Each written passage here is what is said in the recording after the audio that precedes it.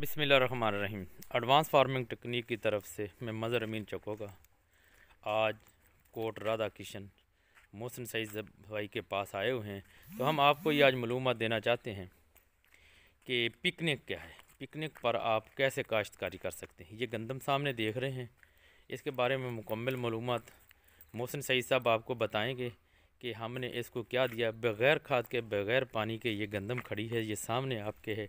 तो हम मोहसिन भाई से पूछते हैं कि वो पिकनिक के बारे में बताएं कि पिकनिक क्या है। पिकनिक मुखफ़फ़ है पायदार कुदरती निज़ाम काश्तकारी। थोड़ा सा ऊंचा बोलना है। इसको कहते हैं पायदार कुदरती निज़ाम काश्तकारी को पिकनिक कहते हैं।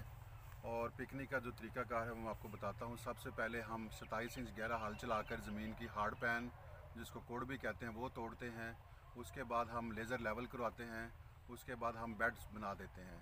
आप इन बेड्स को देख सकते हैं कि ये बेड्स जो है ये 42 इंच इनका साइज़ है, बल्कि 42 इंच से भी ज़्यादा है। और जो लोग ये कहते हैं कि इतने चौड़े बेड्स पे रेज नहीं पहुंचती, तो वो ये देख सकते हैं। तो ये मैं पहले आपको बता दूं कि आपने कहा हार्ड पेन तोड़ने के लिए 27 इंच का हल।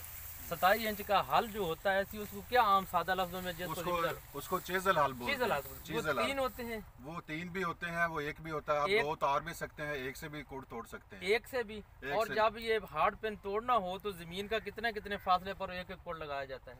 उसका कोड के तकरीबन फासला होता है 10-12 इंच। 10-12 इंच उसका फासला होता है। कुछ लोग कहते हैं कि 2-2 2.5 फुट के फासले पर अगर एक एक कोड लग जाए तो हार्ड पेन फिर भी टूट जाता है। नहीं, ये नहीं ठीक। ये नहीं ठीक है। नहीं, ये अच्छा ठीक जी, है। अच्छा जी। तो ये आपने हार्ड पेन, सबसे पहले आपने जमीन लेजर करानी है। सबसे पहले हार्ड पेन तोड़ना है, उसके बाद लेजर आपने अच्छा लेजर करानी है। जी। और उसके बाद कोई केमिकल खाद इस्तेमाल नहीं, कोई केमिकल खाद आपने इस्तेमाल नहीं करनी, बिल्कुल। और पिकनिक का जो स्टैंडर्ड है सी बेड वो कितना है? 42 इंच। 42 इंच जी। ये आपके जो कुछ 50 इंच के, कोई 45 इंच के, कोई 40 इंच के, ये सिर्फ बेड शेपर ना होने की वजह से? जी बिल्कुल, बेड शेपर ना होने की अच्छा, बेड शेपर ना होने की वजह से। और इसके बाद आपने ये कब काश्त किया था? इसको हमने 10 नवंबर को काश्त किया था। 10 नवंबर को जी। बेड निकाले जी। ये या छटा किया पहले? हमने पहले छटा किया, क्योंकि हमारे पास हैप्पी सीडर जो प्लांटर है वो नहीं है। अच्छा। हमने छटा निकाल के 42 इंच के बेड सिंपल निकाल दिए। अच्छा, 42 इंच के। उसके बाद पानी लगाया? उसके बाद हमने कोई पानी नहीं लगाया, हमने गंदम को उगने दिया, क्योंकि इसमें पहले जब आप पिकनिक पे शिफ्ट होते हैं तो आपको वत्तर ज़मीन में होना चाहिए। अच्छा जी। जी। अच्छा, वत्तर के बाद जब आए तो उस वक्त पानी लगाया? उसके बाद हमने पानी वैसे लगाया था 20-25 दिन बाद, जब गंदम निकल आई थी। जी जी। जब पानी हमने लगाया अगले दिन बारिश भी आ गई। जी जी। तो कई दफ़ा बगैर पानी के भी आपकी गंदम तैयार हो जाती है। अच्छा, तो जब आपने जैसे पहली दफा पानी बेडों के ऊपर आ गया था? बिल्कुल बिल्कुल, सारा बत्तर सेंटर तक पहुंचा था। नहीं, बेड के ऊपर पानी चढ़ा दिया था? नहीं, बेड के ऊपर नहीं चढ़ाया था। और नीचे? नीचे हमने सिर्फ ये खालियां भरी थी। ये मेरा अकबर इसका नाम है बंदे का, और ये भी इसने पानी लगाया था। अच्छा। और इसने मुझे बताया था कि बिल्कुल नालियों में पानी था, बेड के ऊपर नहीं आया था। अच्छा, तो जब ये नालियों को पानी इसके ऊपर एक दिन में ये आपने पानी इसके ऊपर वतर चढ़ा लिया था कि 2 दफा पानी लगाया? एक दफा, एक ही दफा पानी लगाया था। ठीक है, तो वतर हो गया एक दिन ही वो।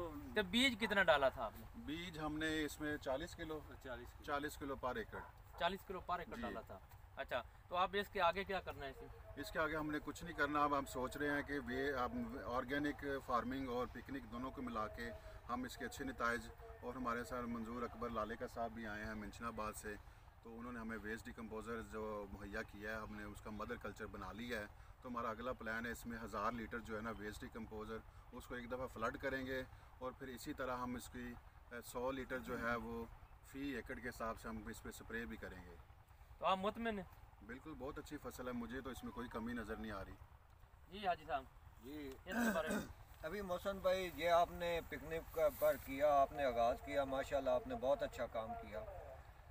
इसी तरह अगर सारे किसान करने लग जाएं तो इंशाल्लाह हमारी जो है ना केमिकल फर्टिलाइज़र से जान छूट जाएगी।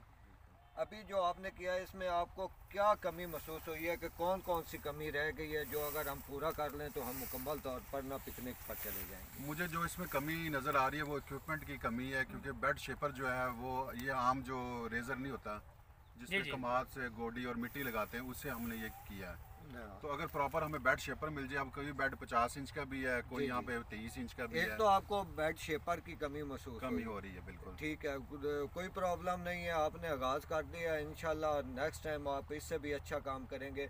और दूसरा, इसमें जो मल्च का तरीका है ऑर्गेनिक मल्च जो अगर इस पर की जाए तो उसके कितने अच्छे रिजल्ट्स होते हैं, ये ज़रा आप। ऑर्गेनिक मल्च के जो हमें थोड़ा सा हमें चीज़ें नज़र आएंगी वो थोड़ा जब मौसम गर्म होना शुरू हो जाता है उस वक्त पौधे ये ज़मीन जल्दी खुश्क हो जाती है, इसलिए हमें मल्च भी नेक्स्ट टाइम जब हम इसकी काश्तकारी थ्रेशर से करेंगे तो जो नीचे इसके रह जाएंगे बाकियात वो एज ए मल्च यूज़ होंगे नेक्स्ट फसल के और लिए। मोहसन भाई ये जो अभी आपने हार्ड पेन इसका किया, फिर आपने ये 42 इंच का बेड बनाया, तो आपने फर्टिलाइज़र भी कोई यूज़ नहीं की, कोई स्प्रे नहीं किया इस पर, विडीसाइड भी आपने नहीं स्प्रे किया इस पर, तो ये जो तरीक़ाकार है ये ज़रा आप बता दें ये किस तरह से होकर ना इसे हम चलाते हैं कि इसमें क्या चीज़ फिर ऑर्गेनिक मैटर्स बढ़ना शुरू हो जाते हैं, वो उसके बारे में ज़रा बताएं कि ये किस तरह हम अपनी फसल को ठीक तरीके से चला सकते हैं। जब हम इस पर मल्चिंग करते हैं तो एक तो मल्चिंग का फ़ायदा ये होता है कि जो ज़मीन का जो टेम्परेचर है वो बड़ा मुनासिब रहता है,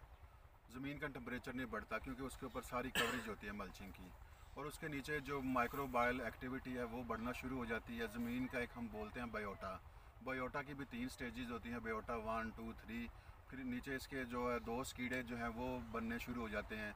वो अगर हमारी फसल पे अगर किसी दुश्मन कीड़े का भी अटैक होता है तो 2 कीड़े इसको खाते हैं, लेकिन ये रिज़ल्ट हमें दूसरे साल जाके अवेलेबल होते हैं, फ़ौरन नहीं पिकनिक पे हमें रिज़ल्ट आएंगे।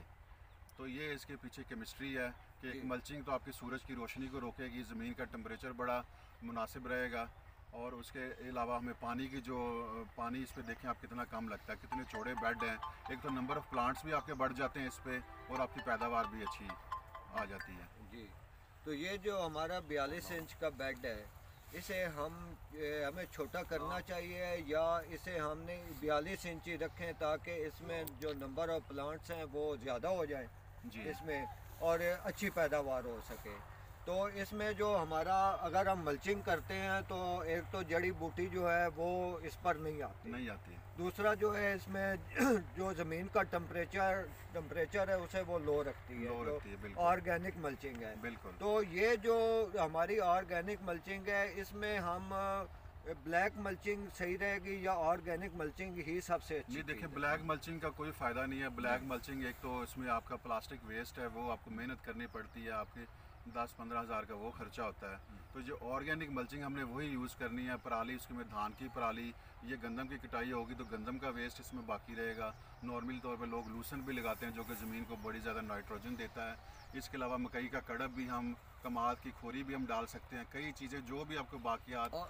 और अभी ये जो हमारी ये बेड है 42 इंच का जी, इस पर जो है नेक्स्ट जो हमने फसल लगानी है जी, तो ये जो गंदम है आप इसी की इस पर मल्चिंग कर देंगे? बिल्कुल। इसकी जो बाकियात होंगी, जो थ्रेशर आएगा, थ्रेशर इसको ऊपर से इधर से यानी काट कि देगा। हम इस बेड को ख़त्म नहीं करेंगे? नहीं, इस ये बेड हमारा जो 42 इंच का ये इसी तरह रहेगा। नाम इसमें ट्रैक्टर उस सूरत में चलेगा जब आपने कोई इसमें जो ना सीडर वगैरह जो हैप्पी सीडर चलाना हो, कोई चलाना हो, उस वक्त आप ट्रैक्टर इस पे चले भी, क्योंकि जिस खेलियों पे ट्रैक्टर चलेगा वो सतह तो सख्त हो जाएगी। जी जी, वहाँ पे हार्ड पैन बनती रहेगी। बाकी यहाँ पे 375 ट्रैक्टर आया था और आप स्पेस देख लें, ये बिल्कुल ट्रैक्टर की स्पेस ही है। इसमें ट्रैक्टर 100 दफ़ा आ जाए वो खेलियों पे नहीं चढ़ेगा। खेलियों की मिट्टी जो नरम रहेगी और जो सिर्फ नालियों वाली जगह वो सख्त हो जाएगी। तो इसके बाद अगली जो आपने गंदम की कटाई के बाद करनी है फसल, वो किस तरीके काश्त करेंगे? वो वैसे तो धान है, धान के अभी हमारे पास वो इक्विपमेंट मौजूद नहीं है, तो वो फिर धान जो है ना इसको ऊपर ही लगाएंगे चोबे के जरिए। चोबे के जरिए, हाथ के जरिए हाँ पनीरी जी। लगाएंगे या सीड लगाएंगे? उसका भी एक तरीकाकार है। पिकनिक में जो हम पनीरी लगाते हैं वो 10 दिन की पनीरी लगाते हैं बस। अच्छा, पिकनिक में 10 दिन की पनीरी 10 दिन लगाई की जाती पनीरी, है? जी जी। ठीक है जी। और हम पौधा जितना छोटा होगा वो उतनी जड़ें नीचे बनाता है और उतना जल्दी उसकी ड्रिलिंग ज़्यादा करता है। नॉर्मली तौर पे हम 30-40 दिन की पनीरी जो होती है धान की वो लगाते हैं। अगर धान के बाद अगली तीसरी फसल काश्त करनी है, गंदम करनी हो, तो उसका क्या तरीकेकार होगा? गंदम भी चोबे के जरिए चोबे के जरिए लग सकती है। ये पहली दफा अगर तो हैप्पी सीडर हो तो फिर तो मसला ही खत्म हो जाता है। हैप्पी सीडर हो तो मसला खत्म हो ये पहली दफा छट्टा लगाकर हम काश्त कर सकते हैं और उसके बाद जो भी करनी है वो लेबर ने इसके ऊपर काम करना है। बिल्कुल, लेबर ने इस पे काम करना है। अच्छा, तो कोई आखिरी पैगाम? आखिरी पैगाम मैं ये देना चाहता हूँ कि हम सारे केमिकल खादों के पीछे भागते हैं कि 2 DAP, 3 यूरिया, 1 पोटाश और बाद में फंजीसाइड, वीडीसाइड, फॉलियर, इतनी चीज़ें हम ये अपने ख़र्चा करते हैं। तो इस कुदरती निज़ाम काश्तकारी की तरफ आएँ, ऑर्गेनिक खेती की तरफ आएँ, दोनों को मिला के आप यूज़ करें तो आपको बड़े अच्छे, आपको उससे ज़्यादा बल्कि पैदावार मिलेगी और इस कौम के लिए हम जहर से पाक जो खुराकें हैं वो हम मुहैया कर सकते हैं। ये थे मोहसिन सईद साहब जो कोट राधा किशन के रहने वाले काश्तकार थे और नॉर्वे से आए हुए। नॉर्वे से आते ही पहली दफ़ा उन्होंने ये काश्त शुरू की है। तो उनकी बाकी जो गंदम थी वो फ्लैट ज़मीन पर थी बग़ैर खाद के, अभी तक वो भी खड़ी है सी बग़ैर ज़मीन खाद के। और वो चाहते हैं कि मैंने करना ही ऑर्गेनिक ही है सी, मैंने केमिकल खादें छोड़ दी हैं। तो आना चाहते हैं वो सिर्फ ऑर्गेनिक, क्या ऑर्गेनिक के अलावा वो आते हैं बेड पर। बेड को इसको रेज बेड भी पहली दफ़ा बोलेंगे, इसके बाद इसको जो है सी पिकनिक पर जाएंगे। पिकनिक का उन्होंने बता दिया है जो कुछ है। और गंदम माशाल्लाह आपके सामने है, ये खड़ी है, देख लें। इसमें आसानी सा तकरीबन बताया गया है जो आप उम्मीद है भी आप सीख सकेंगे। अगर नंबर होगा इस पर दिया हुआ, अगर कुछ किसी को मालूमात हो तो वो मोहसिन सईद साहब से पूछ सकते हैं जी। दूसरी मैं एक और चीज़ बताना चाहता हूँ कि जो गंदम का रंग थोड़ा सा पीला है, आप स्प्रे दवाई दुकान पे जाएंगे वो कहेंगे आपको इस पे कंघी की बीमारी है, इस पे रस्ट की बीमारी है। ये कुछ भी नहीं है, ये वैसे कोरे के दिन थे और जैसे जैसे अब धूप पड़ रही है ये इसका रंग सब्ज़ दोबारा होता जा रहा है। ये वो पहले काश्तकार हैं यकीन जाने के जिनका इतना हौसला बुलंद है कि हमने आकर कहा कि इसको ये बीमारी है, इसका सिट्टा इसका पतला है, तना नहीं है इसकी वो मुतमिन हुआ कि कुछ भी नहीं है। ये बहुत ज़बरदस्त है, ये पहले काश्तकार हैं तो जितने हौसले में खड़े हैं। और इंशाल्लाह अगली जो जब इसकी वीडियो के इसकी कटाई होगी, इसकी औसत आएगी, वो भी मोहसिन भाई आप तक शेयर करेंगे इंशाल्लाह। दुआओं में याद रखना। वस्सलाम जी सर। बहुत शुक्रिया। डॉक्टर साहब अस्सलाम वालेकुम।